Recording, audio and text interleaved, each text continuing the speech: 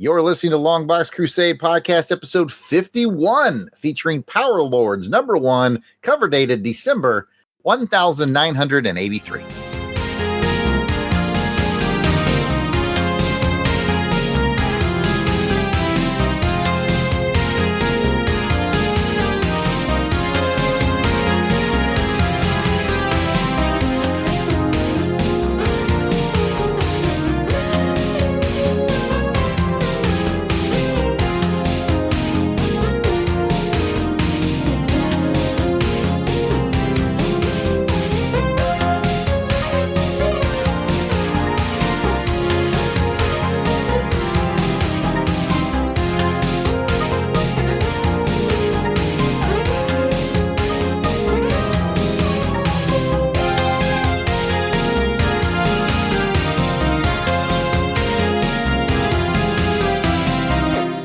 And welcome to the 51st episode of the LONGBOX Crusade. I am your host, Jarrod Albrick. Some call me the Death Probe. LONGBOX Crusade is a podcast where each episode or random cover month and year is chosen and an issue is selected from one of the LONGBOX Crusade crew members' comic collection. That's very alliterative. Each episode we summarize, review, and reminisce, also alliterative, about the issue, ads, and events of that time period. Joining me for this episode, because Peppy Pat is gone. He's back in England by way of Canada. But joining me for this episode, and I like to stray from the What's Your Crusade 10 words or less thing when I run it. So I think the last time I did a toy property, I said, tell me your favorite 80s toy property, but it couldn't be Joe or Transformers. Okay. This time, tell me that this is an obscure 80s toy property. Power Lords is an obscure 80s toy property. Tell me your favorite obscure toy property, like one that you're like, oh, perhaps only I played with this toy property back in the 80s or early 90s. Do you have one that comes to mind, Dublin? My first thought was Brave Star. Oh, nice. Even though I don't know if they had toys or not. Oh, they did. They did? Yeah, I think there was a big Brave. I want to say there's a Brave Star doll. I'm Googling it now. In my head canon, they did. Like now, the idea of having a horse that transforms into a horse man and has like a freaking big cannon gun sounds pretty cool. Oh yes, yeah. I'm looking at Brave Star toys right now. He had a universe, man. Yeah, he had a universe. Yeah, Brave Star. Heck yeah. Strength of the bear, eye of the eagle, eye of the hawk, ears of the wolf. Ears of a wolf, strength of a bear, speed of a puma. Woo! What a good one. What a good one. Why do I remember that? I don't freaking know. I wonder if Brave Star ever got a comic property. I mean, everything back then did, but I'm Old Star, eyes of the bat, speed of the sloth. Old Star. Okay. Matt Passo chimed in and said he's going to go with Spiral Zone, which, by the way, was a candidate for this episode. I actually went into my little random, I have like my random stack of stuff to read, and I had all 3 Power Lords, all 3 Spiral Zones, and all 3 of the first miniseries of Savage Dragon. I put a picture of it on social media. I said, well, what do you guys think? And overwhelmingly, people chose Power Lords. So that's why we're here. Jason, your obscure toy. Well, you know I'm going to go with the Guns in the Never-Own playset. I mean, I felt it coming. That was my toy growing up. I love that thing, man. It's basically just usual Army little plastic figures, but they were specially designed to be World War II, U.S. forces, and German forces, and it came with a big Guns in Never-Own mountain playset that had guns, and the back was cut away, so you had the interior, and it had like 3 or 4 floors with accessories, gun racks, and little tables, and it had like an ammo pulling system and a working elevator. Oh man, I had tons of fun with the Guns of Never-Own playset, and I was gonna buy myself that as a little treat to myself, but I haven't won the lottery yet, so yeah. We're going to put that off for a little while. I saw one at a convention. It was like, had the original box, and it was like 98% complete. And I was like, man, I should buy that for Jason. I was like, how much is that? And he was like $500 or something like that. And I was like, boop, boop, no. I don't love him that much. we ain't like maternal twins or anything. Oh, hey. Without Pat here, we should guess at what Pat's obscure toy was. I think He loved Did Matt. Sister Christian come out with like a toy? No, Night Ranger. You talk about Night Ranger. Well, the song was called Sister Christian. Right. They did. They had the box and they didn't put anything in it. It was available in 49 of the 50 states. That's all I can tell you. 49 out of 50 states. All right. Anybody else in the chat is welcome to talk about some obscure 80s toy line. I may have mentioned this on a previous episode, but I love Army Ants. Army Ants were my jam. Little guys about maybe 2 inches tall. I just saw some at the Joe convention I was at with Jim Meal and his brother and his dad. And I was like, well, since I'm the only one that remembers them, they're probably not that expensive. Wrong again. Talk about Army Ants. Like, they had one of the unopened 3-packs, and I don't remember what they wanted, but it was a lot. And I was just like, man. Anyway, they're about 2 inches tall. There was an orange team and a blue team, and each ant had a cool military specialty. It was a lot of fun. Orange? Blue? Okay. Okay. Clemson. Oh, sorry. Dare you. I think that's purple. Look, we've had enough abuse this weekend, Jason. We don't need any more abuse. That's fair. We've had a hard week, man. We've had a hard week. We have. Oh, so anyway, that's your crew. Just the three of us, just me, Jason, and Delvin. And of course, we invite you to be part of the show. You can submit your comments and memories and all that good stuff. Just go to Longbox Crusade on Facebook, Instagram, X, YouTube, Blue Sky, and most of all, 707-532-5269, 707-532-LBOX. Pick up the toys. There you go. You can pick up the phone, leave us a voicemail. We'll be happy to insert it into our shows. We always get the most fun stuff, and we love getting voicemails. And I can tell when you're not sending voicemails because I'm the one that set up the Google Voice account, and I get a little email from them and it says, hey, we're about to shut this thing off because you haven't sent or received a voicemail in X amount of days. I'm like, oh. I'll call it again. Don't make Jarrod sad. Come on. Come on. So I texted Pat from the account to keep it active the other day. So someone sent us a voicemail. Even if your voicemail is nothing but, hey, this is so-and-so calling to keep your voicemail number active. We'll take it. All right. It's like the AED. Clear. Okay, before we get started with the episode proper, let's do a podcast promo break, and we'll be right back. You know, I sure do like podcasting about G.I. Joe stuff on G.I. Joe Chronicles and Outpost on the Longbox Crusade Network. You know, I do too. There's only a way we could do it without microphones or computer screens, in person. Well, Jarrod, have you ever heard of Kentucky? You want to solve this with fried chicken? I mean, I'm not against it. No, I mean Shepherdsville, Kentucky. They host a nice little one-day G.I. Joe toy show called Winterfest. The next one is on January 24th, 2026. I say we have a Joe Podcast community meetup there. Still not sure where the fried chicken comes in, but count me in. Let me see if I can find some KFC coupons. While Jarrod does whatever Jarrod does, let me remind you listeners that G.I. Joe Winterfest is on Saturday the 24th of January, 2026. The location is Shepherdsville, Kentucky. Website is GIJoeWinterfest.com. Jarrod and I would love to meet the listeners of G.I. Joe Chronicles and Outpost and any other Joe podcast while we're there. We're even going to set up a meet and greet dinner for after the show on Saturday. Not if I don't find these coupons. All right. If anyone's interested in joining us for dinner, send an email to contact@longboxcrusade.com. So again, G.I. Joe Winterfest is January 24th, 2026 in Shepherdsville, Kentucky. And our contact email is contact@longboxcrusade.com. We'd love to see you there. Buy 2 biscuits for the price of 2 biscuits. What kind of coupon is that? Welcome back from the break. Today's adventure from the Long Box is, as promised, Power Lords #1, dated December of 1983. And Mike's Amazing World tells us that Power Lords #1 was published by DC Comics. And although its cover date was December of 83, it was on sale September 22nd, 1983. Cover price was 75 cents. It was edited by Andy Helfer, written by Max L. Fleischer. Penciler is up-and-coming star Mark Teixeira. Inker is Jeff D. It's nuts. There we go. The letterer is Ben Oda, and the colorist is Adrian Roy.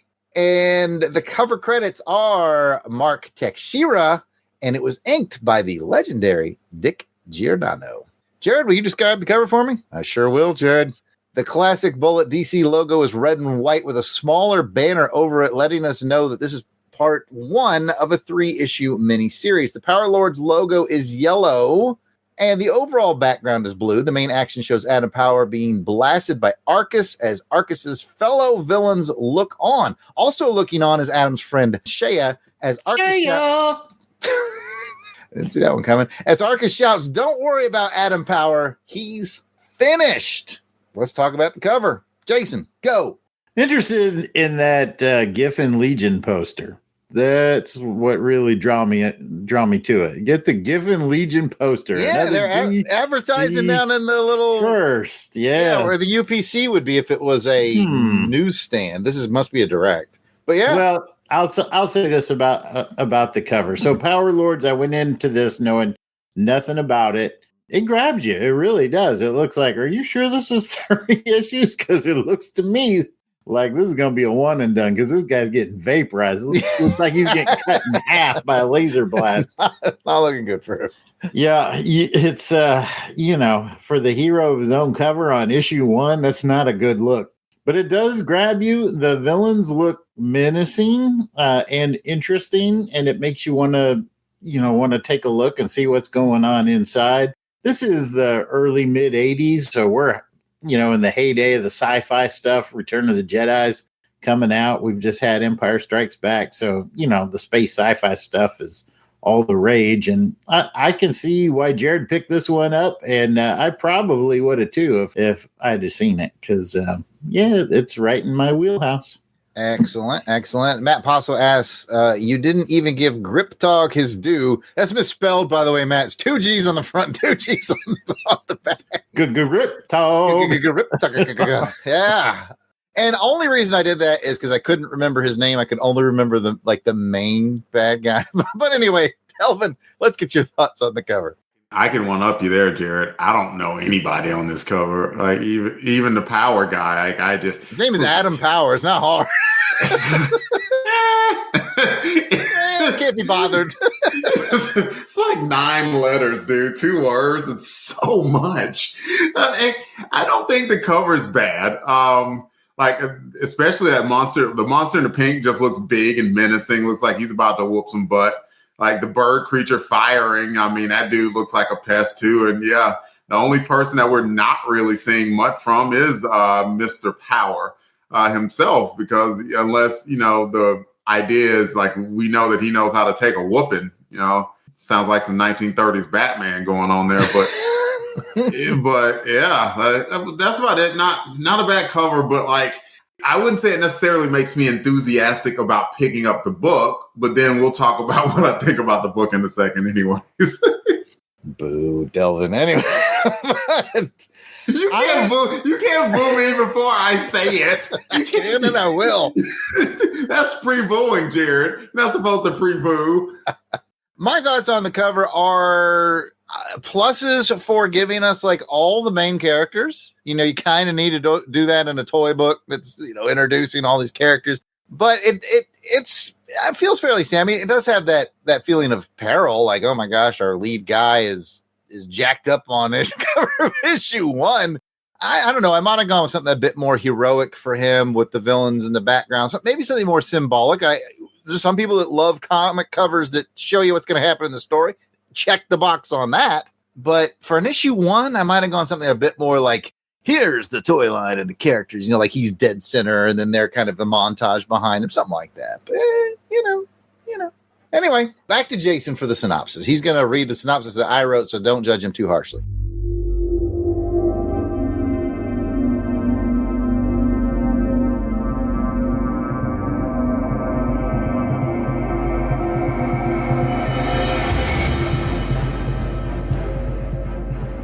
The title of this one is To the Victor, the Universe. Adam is a humble, amnesia-ridden assistant at a SETI telescope facility until the beautiful and exotic Shea appears quite literally out of the sky, being chased by evil creatures. She has to fight to escape the creatures while explaining to Adam that he is actually a Power Lord from another planet. Adam learns about his past and the battle that has been raging across the stars. But just as he's beginning to understand its newfound powers and weapons, the trio of villains out to destroy him shows up and seemingly destroys him. That's pretty much accurate. That's pretty much exactly what happened. There you go. All right, we have people in the chat and also Delvin and I wondering what your Shea bit is. Are you riffing on the Sega soundbite, or are you doing the yeah? I think it was more the latter. I don't know. It just popped into my head. So Okay. I don't know where half this stuff comes from. Hey, sometimes the bits are built right here live on the show, ladies and gentlemen. Okay, let's go into what did you think about the story? Because this is an OG long box, so you just kind of get to run at the mouth about what you thought of the story. We're not doing the rounds or anything. Then, of course, we'll come back to talk about the art and that kind of stuff. But we're going to start with story. Delvin gets no rounds on this, and Jason, you get to go. Go ahead. Tell us what you think. Well, I thought the story was pretty interesting. You could definitely see the influence of other sci-fi stories that have come before it. I definitely saw some Battlestar Galactica influence in there. Star Wars, of course. Superman, last, kind of sole survivor. Parents died, saving him, sending him to Earth. So that was kind of interesting. I think the most intriguing element to me is him remembering slowly who he actually is. Because I've always kind of been fascinated with these stories where people have great power, but they don't know about it. So it's like discovering themselves all over again. And we get some of that in here. And I actually like Shea, the character Shea, quite a bit. Thank you. She has some chops. I loved her fighter pilot skills. So she demonstrated loyalty and a commitment to Adam Power and his family lineage. So, I mean, there was a mix of stuff in here that I kind of like. A lot of it's borrowed, like I said, from other material, but interesting enough to get me through the story. I wholeheartedly agree, Jason. The biggest vibe I got out of this from sci-fi years gone by, I got a serious Flash Gordon vibe out of it. Because there's like all these different races of... That's true, yeah. Of villain guy. Yeah, it definitely had that vibe to me. I was like, this... And I think that's what got me through it. Because admittedly, we've talked about X-Men and stuff. I'm not a big cosmic guy. Like, I'm not a big go to space kind of guy. This one had just enough charm to keep me along, and I kept thinking to myself, I think it's because it has that dash of Flash Gordon in it that I'm feeling, and it even ends on a cliffhanger, so I was definitely feeling Flash Gordon. And those are all the opinions that matter. And now the art of the book.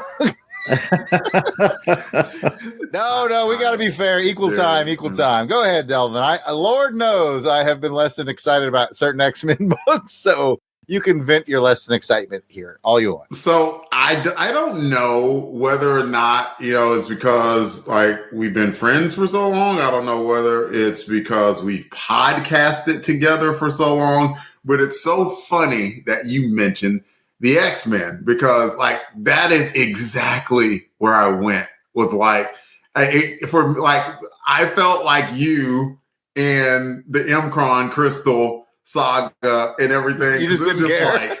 I just didn't care. It's like, and I have memory, but I can't remember. And I just wound up at this job at like the Hubble Space Telescope, and you have a storyline from past, and I was just like, I don't care. I don't know what it was. You would think that I was like in some bad mood or something. I wasn't. Like I read it this morning. There was nothing particularly bad about my morning or anything. I don't know. I just read it and it didn't capture me. In matter of fact, like to compare it to a tour property, which, I podcast about and clearly love, Transformers. Like I had not read Transformers 1 when John and Pat and I did Transformers Chronicle #1. I had never read Transformers 1 before. If you ever go and read it, it is... It's a lot. Like, oh my God. I remember your summary on episode 1, and I was like, because I had like stopped to get breakfast, and then like you're summarizing, and I was like finishing breakfast, and you were summarizing. I was driving home. I remember it too, because I was at like, Silk Lake. I was actually at Soap Lake, kind of on a little vacation. I was listening to it, and it just went on. Yeah, I had. And I was like, in one issue. I brought it in. I was listening to it when I was in the shower. It was so much. Like it was one of those where it's just like, oh my God, I'm glad we made it to Chronicles 2. I felt the same way about Power Lords, and the difference is I had no connection to Power Lords, and it was just like, oh. So that was it. Like, I'm more than happy, and I'm super glad that Jason found something in it, and that you have some levels of positivity to it, because for whatever reason, it just didn't connect with me. No, that is 100% fair, Delvin, because that is another thought I have. Is like, this is a dense read, and yes, I see you reading Scott's comment. You can put it up if you want to. Scott says, I have no idea who any of these characters are. The pinkish dude on the lower left side of the cover vaguely looks like me during puberty. Anyways, back to Delvin's thought. Yeah, I agree, because I did think this is dense. This is a dense read. I have this funny feeling like I'm actually excited to read, because I have 2 and 3. I'm excited to read 2 and 3 because I feel like we got all the setup in issue 1. So you're not wrong on that, buddy. You're not. I think I just get a little excited about it. This is the second time I've brought a toy property. I think the third toy property we've done, because we did Mask before that. Yeah, Centurions, I think I brought last time. Yeah, you did. I kind of tend to pick those up because I'm like, I didn't read them as a kid, and I'm thinking, maybe they're fun. And it's kind of neat that one of the things that we're about to roll into, which is story art, is a lot of big name artists had cut their teeth on toy books. Yep. Pat and I just did a Posicast. It hasn't been released yet, and Posicasts are kind of quarterly, so it could be a while if you're in the live audience listening to this. But we just talked about Visionaries from Marvel, the Visionaries toy line and the cartoon and all that stuff. And who remembers who the penciler was on Visionaries? No idea. Well, Delvin, you just keep having no idea, because I went ahead and bought, I think it was a 4-issue miniseries. I bought all 4, fully intending to send them to you for Christmas. So that's your biggest clue ever. Bagley drew all 4 issues of Visionaries. Might have been 6 issues. Might have been 8 issues. Anyway, was it good amazing. Art? Of course. It's amazing that you get to see these guys cut their teeth on it. I really feel like G.I. Joe might be the only one that kind of a little bit broke, because Herb Trimpe was an industry standard already. It might be the only one that got like a penciler of, and I'm not picking on these people, like a penciler of note, because these people clearly are now, but like clearly they were giving the new guys the toy books, with the exception of maybe G.I. Joe. You'd have to speak to Transformers, Delvin. I can't remember who started on Transformers, and did they go on to a bigger thing? I can't remember. Man, I can't remember who drew Transformers 1. I know Ralph Macchio wrote it, because Bob didn't come on until issue 5. Ralph Macchio did. Well, who drew the first few? Maybe after who was their first ongoing? Why don't I just look it up? People in the chat could save us. Yeah, don't worry. I'll get to it, man. Just well, while you're looking, Matt Passo asks a good question, even though Pat's not here, so we got more time. He said, Visionaries, why does that need a Posicast? And funny you should mention that, Matt. When that episode comes out, you're going to find out that it really didn't. We should have really called it Overlooked Cast, because specifically when I went to find Pit of Despair comments for Visionaries, like negative things people said so that we could rebut them, we couldn't find anything. So there's not even a Pit of Despair on that episode. It's more of an Overlooked Cast, so you're right. Oh, Matt Passo also says, with Power Lords, I only recall buying them at Mom and Pop. He had them. Ooh, fancy. Type local store. I don't remember ever seeing them in the wild, to be honest with you. The whole Power Lords. I never remember seeing them in the wild. Hey, Jarrod. Yeah. The first Transformers, Frank's, let's see. Frank Springer? 1, 2, 3. Frank Springer was the penciler. There you go. And he's done plenty of other stuff too. But anyway, since we're talking about art, that's where I was going with this. Let's talk about the art in this book. It is early Tex art, Mark Teixeira. And I'll just go ahead and get my fanciness out of the way. I got to sit across from him at Daytona Comic-Con, spent some time with him. And fun guy, nice guy to talk to, treated everybody well. Give him the Jarrod Albrick Comic-Con thumbs up seal of approval. But Delvin, tell us what you thought about the art in Power Lords.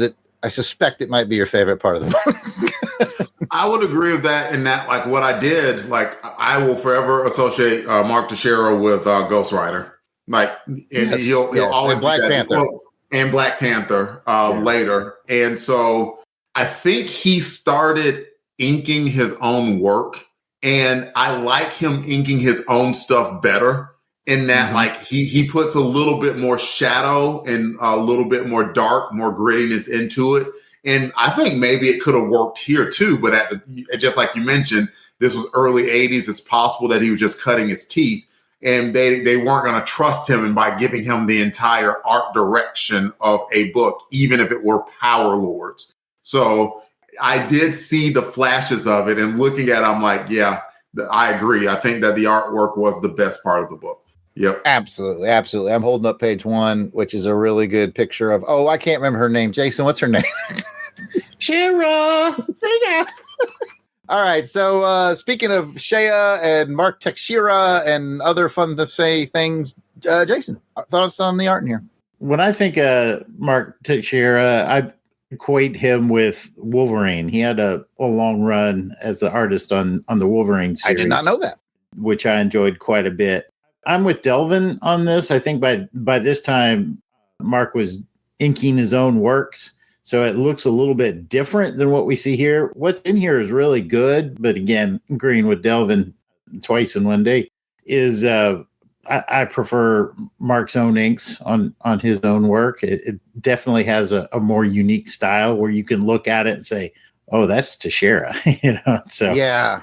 So, but this is good too. I think the challenge here is they only have 3 issues. So these panels are busy, man. They've got a lot of stuff going on each page, and he does it well. I mean, it's laid out quite well for what he's given.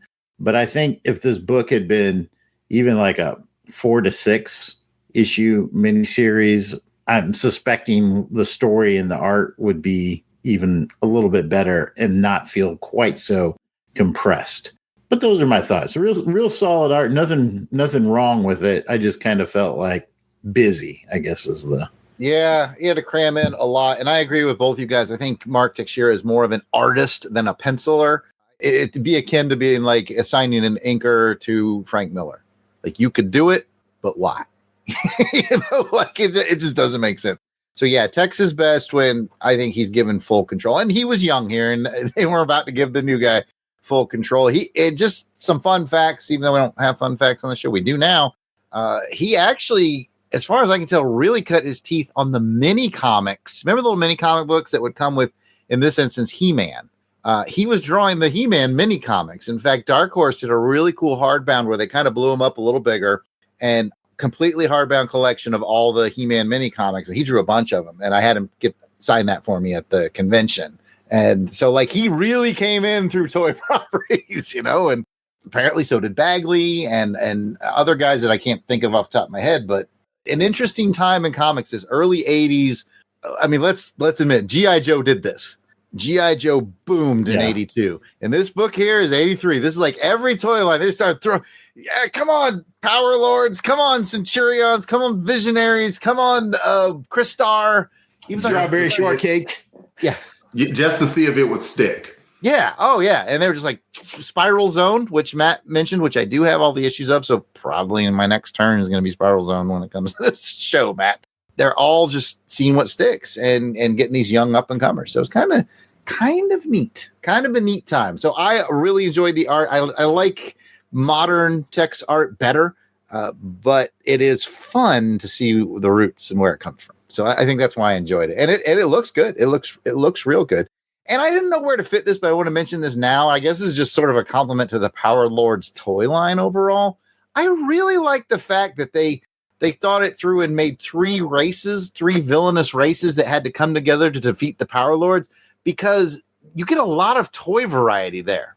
I mean, as a Joe guy, all your Cobras are kind of the same until they got really outlandish, and we're talking Globulus and Nemesis Enforcer, that kind of thing got very weird. But like when it was strictly more militaristic, really, who's the weirdest guy? It was like maybe Destro, or something like that. But here you get a wide hand, probably. Yes, but still, these guys they're not just humanoid. You got an insect looking guy and you got a Goro looking guy. Like it's visually really cool to get a variety like that. So I just want to throw that in. That's not really Tex. That was the toy line that did that. But I thought that sort of was a definite plus for the Power Lords series. What a unique cast of characters. All right. Well, speaking of the art, let's go back into the book and we can pick our favorite page of art. Jason looks confident. Jason, what do you got? Well, according to this thing, I'm on page 15 of the digital. It's 3 panels. The first panel, which I think would have been kind of a cool cover, is the 3 main villains with the Armada in the background. And then you've got Atom Power in his blue form.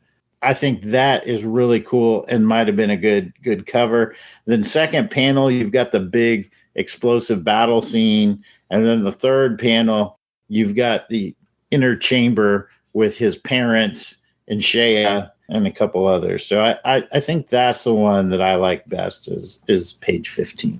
Shea! I was like, Mm-hmm. That is a pretty cool page. Delvin? I did like the last page. It just, I don't know the main bad guy, Scott O'Neill as a teenager, but he looked menacing. I like how he sort of swooped down and like, there was attack and then they just had that ha ha ha ha ha ha line like at the, like it came across, we looked very powerful, very sinister at the end of it. So that was a very good cliffhanger.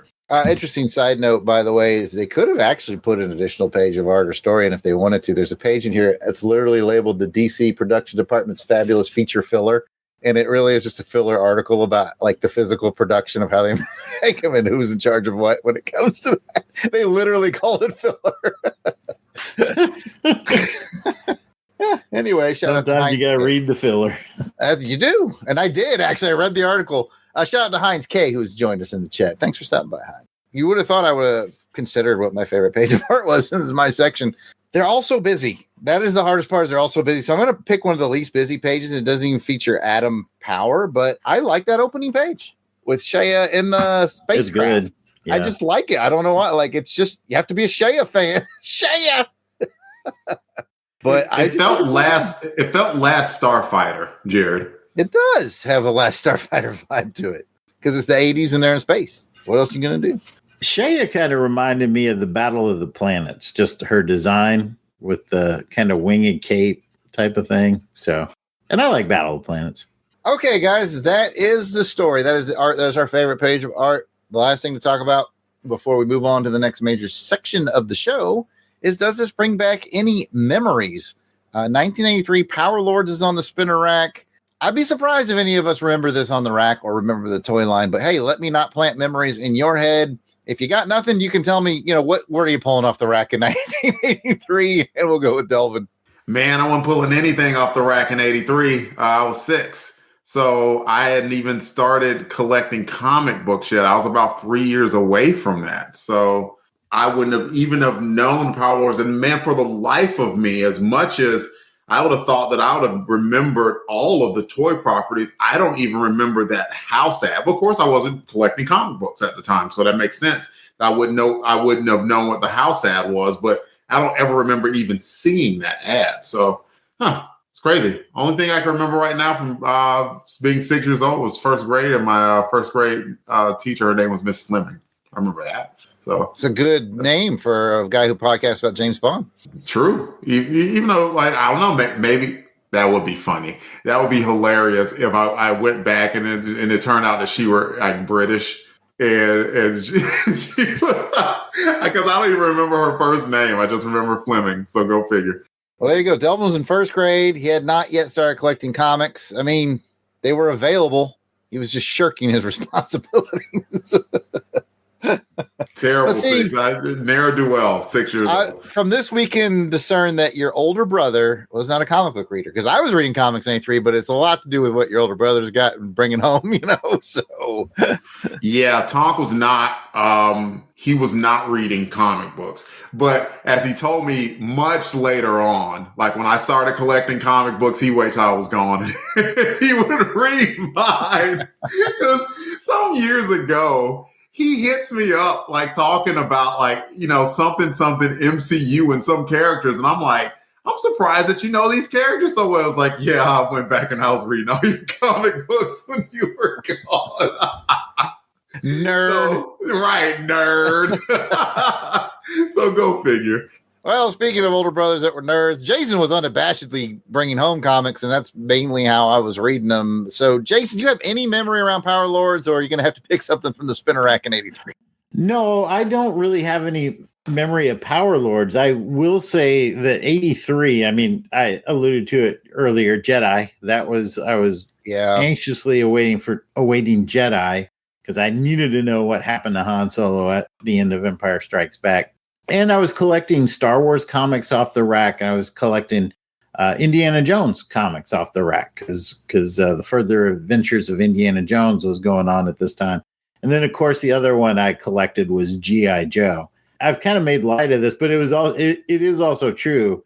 I was really relying on my mom's goodwill when we went to the grocery store to get some comic books. And she absolutely refused to buy anything DC because she thought it stood for dollar comics.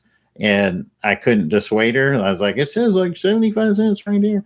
But she's like, no, DC stands for $1. They're going to charge me $1 when I get up there. I'm not paying $1. Eventually, she was right. Yeah, she was. And now it's just like a fond memory. Yeah. Now now we go diving in the dollar bins to get these comics.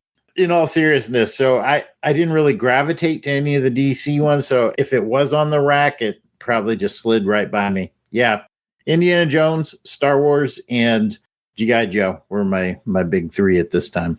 And I only remember, I'll just add to that, like Spider-Man. I remember reading Spidey comics around this time. You must have brought a couple of those home or something, because I remember us having some Spidey. We did, yeah. Yeah. And so for me, it really is less about the comics. It's just whatever Jason was bringing home. Less about the comics, more about the toys. And yeah, this is 83. So when I'm at the toy store, I have one toy and one toy only on my mind, and that's G.I. Joe. With a passing interest, like I would pick up the Transformers and go, that looks cool. And then I'd see the price tag and just kind of put it back. Gotta sell the kidney. Put this back. But yeah, I was really only looking at Joe. And like I said, with a passing interest in Transformers, really. I couldn't tell you. I think He-Man 83, I want to say they hit more in 84. I want to say that was their big year. I can't say for sure. But outside of those that I just mentioned, I wouldn't look at a ton of other toy lines. That's other toy lines is stuff that, a relative would get you for a birthday or a Christmas. And you go, oh, that's neat, because like growing up, I think I ended up with like 2 He-Mans, 1 Transformer, which I just found this last weekend at the flea market, fellas. I've replaced the 1 Transformer in my life. So I'm very excited about it. Got Astroglide. Got good old Astroglide. Astro Train. That's not a lot better. It's really not. Astroglide's a whole different kind of toy. You know what? Well, have fun editing that, Pat. And that brings us to the end of this portion of the show. If you got a comment or question, you know what to do. You can email us at contact@longboxcrusade.com, or we're on all the socials. So just drop us a comment and we'd appreciate it. And with that, we'll be right back. Discover the legendary Q106.5 in your car, on your smart speaker, on your phone. Browse to Q1065.com. 80s, 90s. This is a radio station with a vibe. Download our app or listen online. Search at Q1065 Radio on social media. The Q is your favorite radio station. Discover Q106.5 and hear the 80s and 90s hits on the radio station with personality. Q106.5. Welcome back from the break, and we are going to continue with the show. Now it's time to scan through the featured issue of Power Lords number 1, December 1983, for the top ads that stood out to us in a segment called Add It Up. Add it up. Add it up. Now we're going to talk about the ads that leapt out to us in this issue. We will start with Jason. I'm looking at it here. I'm going to go with the Saturday morning lineup. I see Mr. T right there.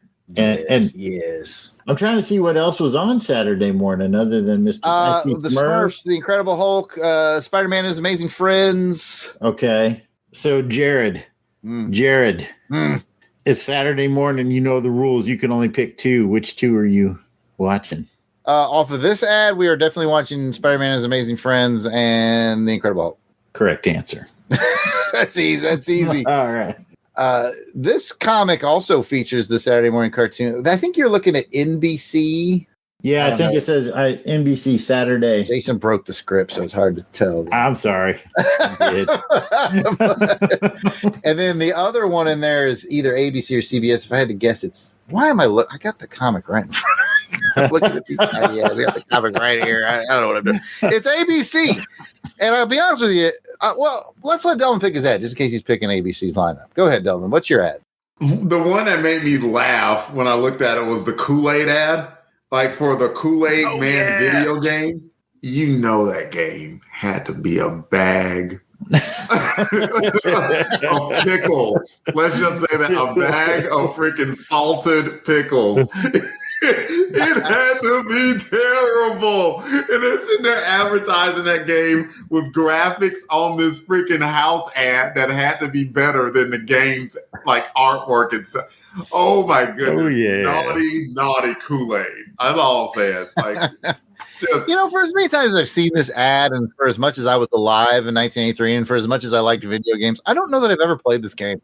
I'm curious of what it costs. Like, what's the eBay range for Kool-Aid? Is it an Atari game? Yeah, I think it's on 2600. I think I put on a couple systems. That's a good question, Jason. And luckily I have the answer at my fingertips. A Kool-Aid Man video game.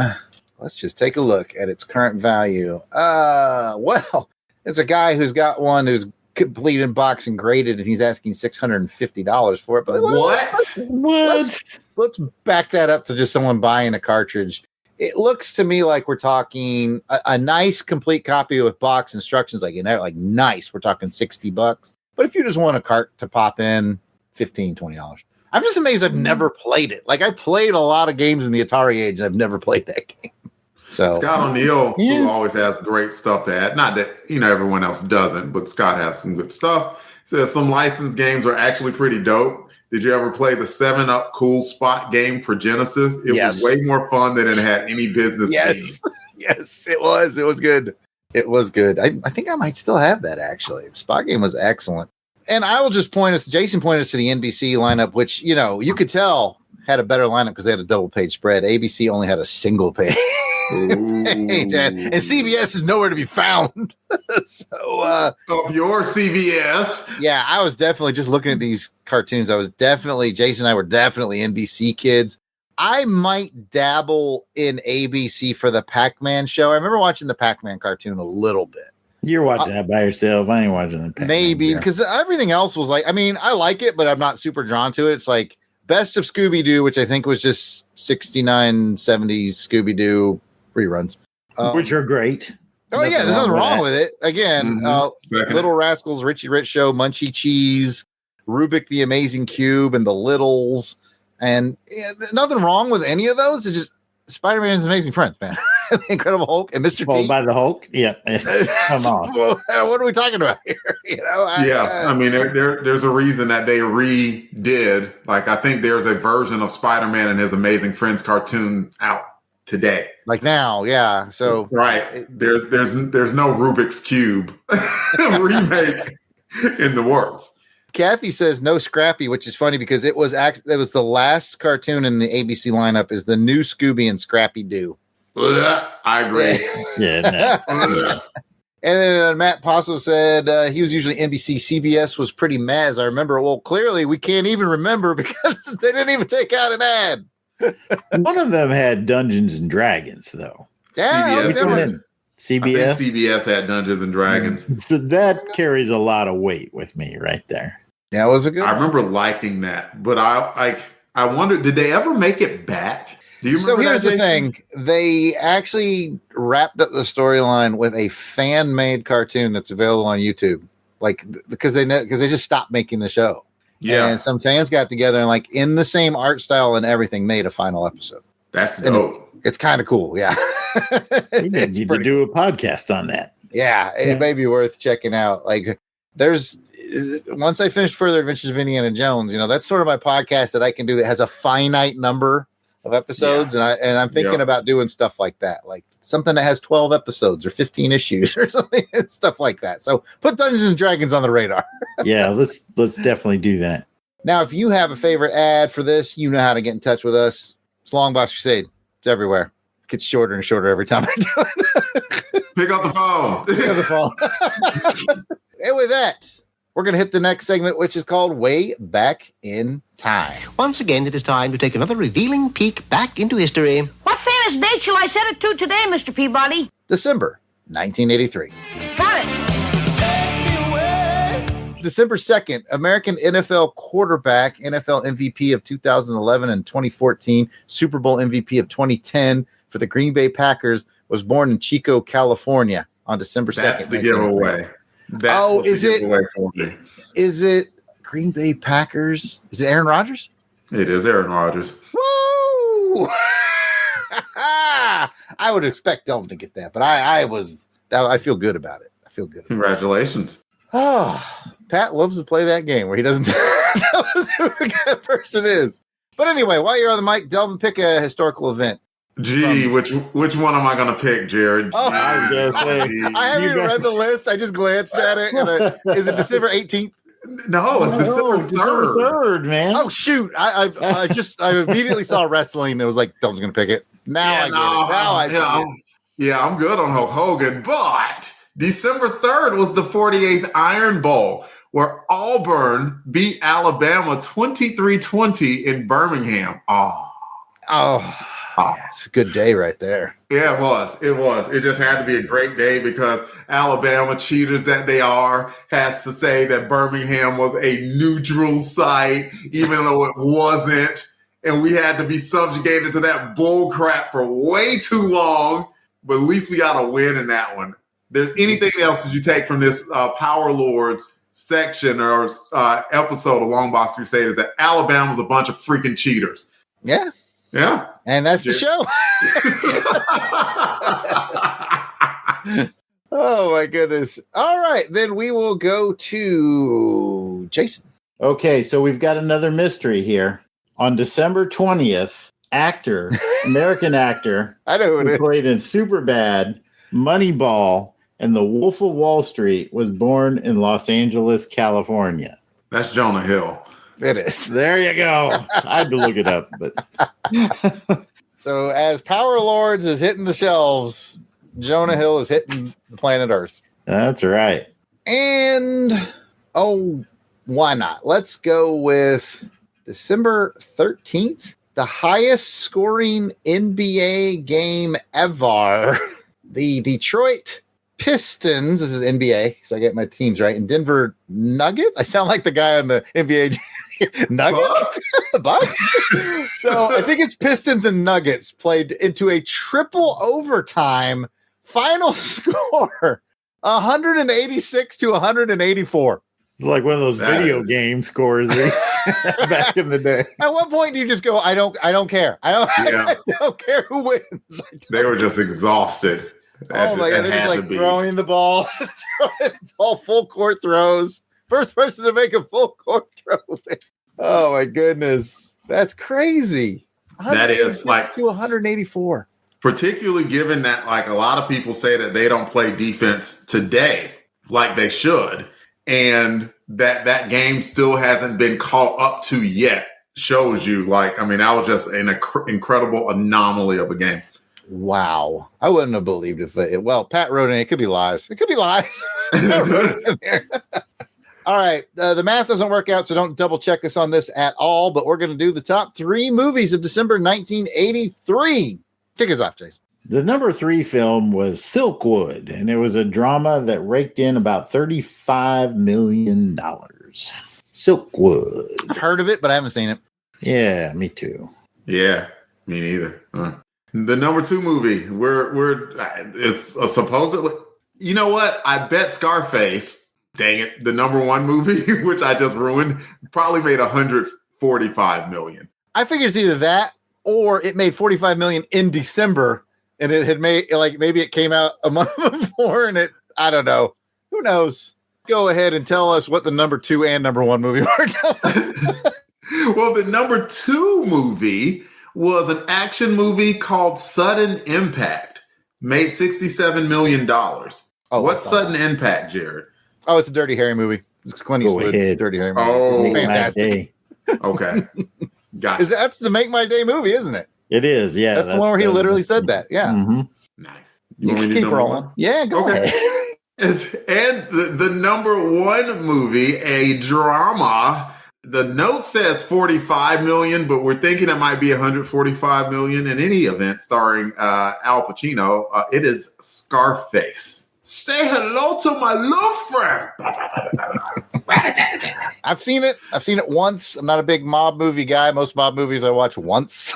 I don't feel the need to watch it again, but it was good. I think it was a Brian De Palma movie. I might have made that up. Anyway, let's get into the top 3 songs according to Billboard, December of 1983. And I'm certain Jason's just so excited because he's going to know each and every one of these. Well, so am I.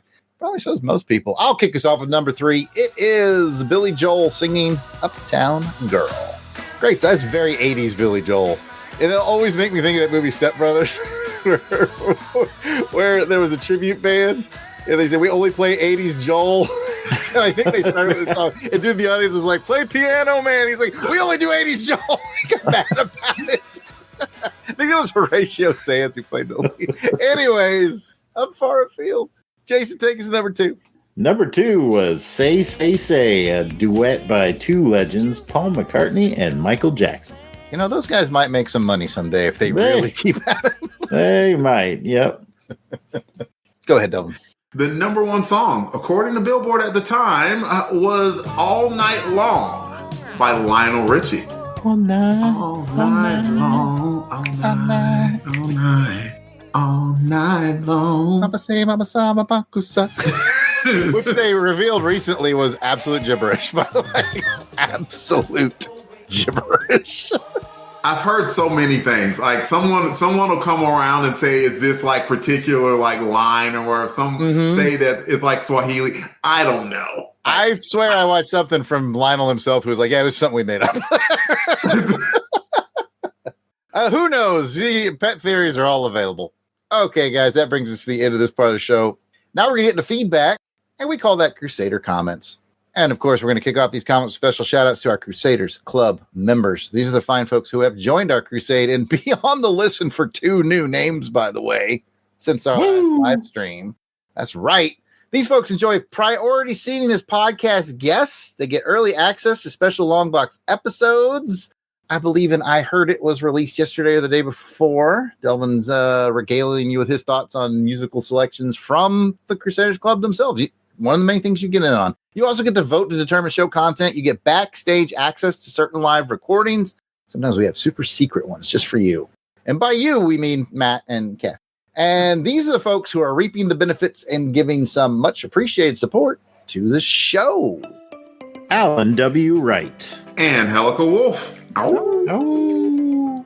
Auburn Elvis. Bill Beer. Billy D. Bradley Dello. Braxton Underwood. Carrie. Clinton Robeson. Captain Entropy. Clark Westfield. Dave Collins, you know him as the Battle Wagon. Eric Hodges. Eric Porter. Ezra Gallo. Gary V. Gene Hendricks. George Meal. Gerald Green. Heinz K. joining us in the chat today. And joining us for the first time is James Hibden. Thanks, James. Oh, looks like we got another new one here with Django Unfettered. Jason Keene. Jason Lady. Jeff Polier. Jeremy L. Jim. I hope you like to jamming too. Jim Meal. Joe Man Conan. Joe Thomas. John Watson. Josh Strickland. Candace Ward. Captivating Kathy Bright joining us in the chat. And the MVP. Matt and Lissy Paso. I know Matt is joining us in the chat as well. He may be the only person who knew about Power Lords besides Jared. It's true. Every time we bring up a toy, he's like, "Oh, I remember buying that off the." He sold drugs in the 80s. That's what Cocaine. Scarface. Mark Ross. Maxwell Traver. Michael Minton. Miranda W. P.D. Devins. Paul Hicks. Ricardo from Jefe y Ricardo Presente. Ronald Easterday. Rob Morgan. Samantha Maney. Sean Urbanski. Spidey 67. Spreadsheet. Steve Cronin. Tim Price. Tony Pennington. And Toronto Cop. If we missed anyone on the list, we apologize. Keep in mind, we record these episodes well in advance of release. So if you're a recent edition, we'll add you soon. But no worries. You can let us know we missed you by sending an email to contact@longboxcrusade.com. Pat will get that email. He will address it.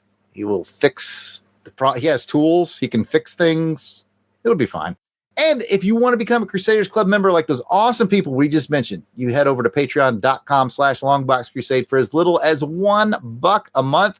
You get access to the amazing world of Crusaders Club. Come and check it out.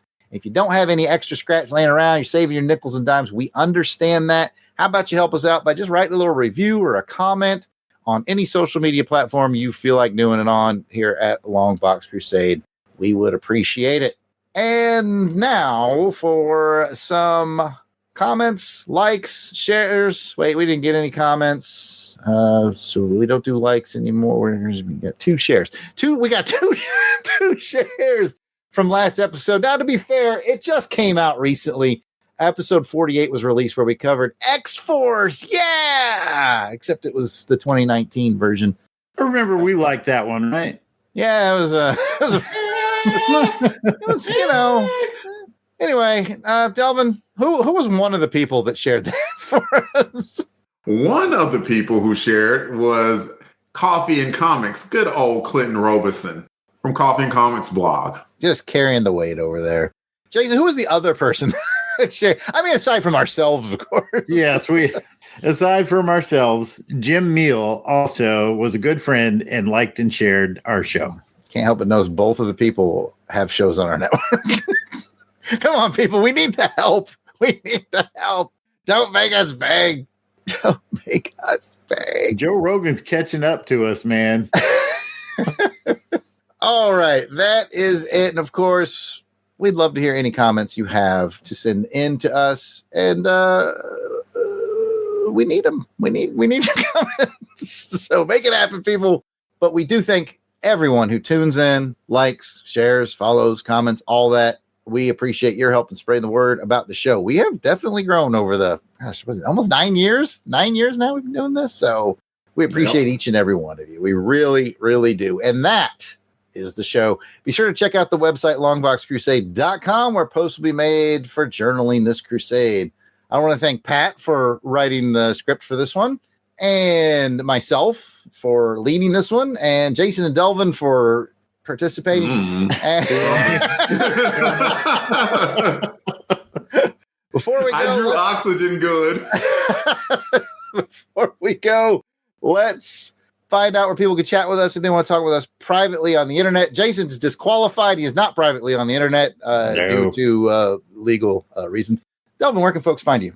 Threads, Delvin Ray, Blue Sky, DEERAY 1977. What about you, Jarrod? I am at Yard Sale Artist on X, Facebook, and Instagram is all at Yard Sale Artist. And of course, our friend Pat can be found on X at Christatos01. That's Christatos with a K 01. Thank you for listening. We hope you've enjoyed this episode of Longbox Crusade. As always, you can reach out to us at Longbox Crusade on any of those social medias. 707-532-5269. We'd love to play your voicemail. 707-532-LBOX. Give me one more voice before we leave. Pick up the phone. Yes, that's what I like to hear. And please join us for the next episode as we continue the crusade to read them all. Woohoo!